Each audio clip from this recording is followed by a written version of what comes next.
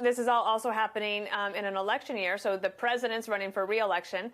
And then you have former Vice President Joe Biden, who's sort of just hanging in the wings there, trying to figure out how to make his mark. I don't know if his campaign or that candidate are particularly well suited for this moment where you're isolated in your house and you're trying to do, communication through in your living room. It doesn't feel like it's going to work well. Yeah, well, it hasn't thus far. He put a studio in his rec room. He made a speech, the first one the teleprompter gave out on him. He's not very reassuring when he says things like, come on, man. It's not very reassuring. He's got an adversarial relationship with the teleprompter, and the streaming age is just not kind to him. And he's trying to play in an arena that I don't think he ought to be playing in. He's trying to sort of say, I'm the critic of President Trump. And let's reel back to 2008.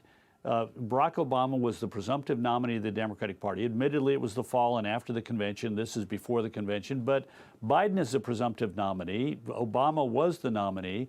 But Obama went in and was the leader of the Democratic Party. He was sitting there with Pelosi and Harry Reid saying, here's what we're going to do in response to the financial crisis. In this instance, Joe Biden's never been a leader of the Democratic Party, but he is the leader now. And instead of acting like the leader, he sort of let Nancy Pelosi be the primary figure in the negotiations on what was going to go into the relief bill, and Chuck Schumer to be her side man. And he was just basically buying into everything that they did. When she threw out that 1,800-page bill with $35 million for the Kennedy Center and $100 million for public radio and, same-day registration and, ballot harvesting now made legal. I mean, he was, in essence, buying into all of that stuff.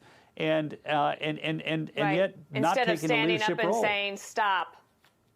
Stop. Right? Here, let's get this thing done. Yeah, if he had said, we're not doing this, no more Kennedy Center money in this bill, this is a crisis, he would have looked like a leader. But instead, it looked like he was following Pelosi.